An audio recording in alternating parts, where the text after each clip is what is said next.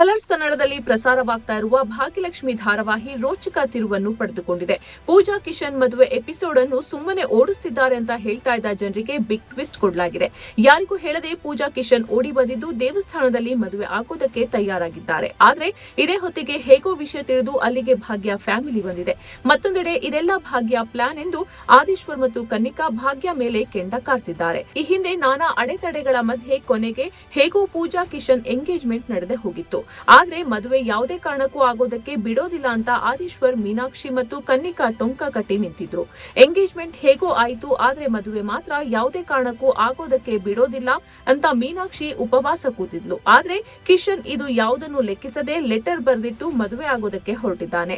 ನಮ್ಮ ಮನೆಗೆ ಪೂಜಾನೇ ಸರಿಯಾದ ಸೊಸೆ, ಈ ಸಂಬಂಧ ಸರಿ ಇಲ್ಲ ಅನ್ನೋದನ್ನು ಪ್ರೂವ್ ಮಾಡಿ, ಅದು ಪ್ರೂವ್ ಆದ್ರೆ ಆ ಕ್ಷಣವೇ ಮದುವೆ ನಿಲ್ಲಿಸ್ತೇನೆ ಅಂತ ರಾಮದಾಸ್ ಹೇಳಿದ್ದಾರೆ. ಆದ್ರೆ ಭಾಗ್ಯ ಮನೆಯವರು ಕೆಟ್ಟವರು ಅಂತ ಪ್ರೂವ್ ಮಾಡಲು ಇವರ ಬಳಿ ಒಂದೇ ಒಂದು ಸಾಕ್ಷಿ ಇರಲಿಲ್ಲ. ಇದಕ್ಕಾಗಿ ಬೇರೆ ದಾರಿ ಇಲ್ಲದೆ ಮೀನಾಕ್ಷಿ ಮನೆಯಲ್ಲಿ ಉಪವಾಸ ಸತ್ಯಾಗ್ರಹ ಮಾಡಿದ್ಲು. ಕಿಶನ್ ಬಳಿ ಎಮೋಷನಲ್ ಡ್ರಾಮಾ ಆಡಿ ಈ ಮದುವೆ ಆಗಬಾರ್ದು ಅಂತ ಪೀಡಿಸ್ತಿದ್ರು. ಹೀಗಾಗಿ ಕಿಶನ್ ಈ ನಿರ್ಧಾರವನ್ನ ತೆಗೆದುಕೊಂಡಿದ್ದಾನೆ.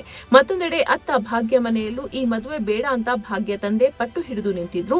ಆದ್ರೆ ಭಾಗ್ಯ ಮನವೊಲಿಸಿ ಮದುವೆಗೆ ಒಪ್ಪಿಗೆ ಸೂಚಿಸಿದ್ದಾರೆ.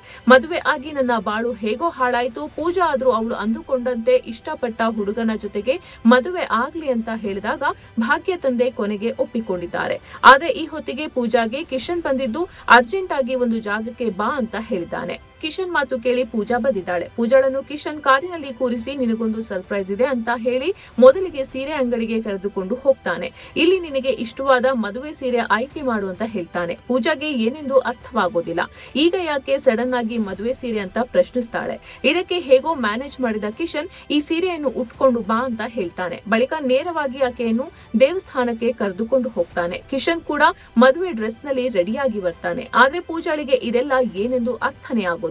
ಕೊನೆಯಲ್ಲಿ ಕೇಳಿದಾಗ ಇವತ್ತು ನಾನು ಮತ್ತು ನೀನು ಮದುವೆ ಆಗ್ತಾ ಇದ್ದೇವೆ ಅಂತ ಹೇಳ್ತಾನೆ. ಪೂಜಾಳಿಗೆ ಇದು ಸರಿ ಕಾಣದಿದ್ರು ಇಬ್ಬರು ಹಾರ ಬದಲಿಸ್ತಾರೆ.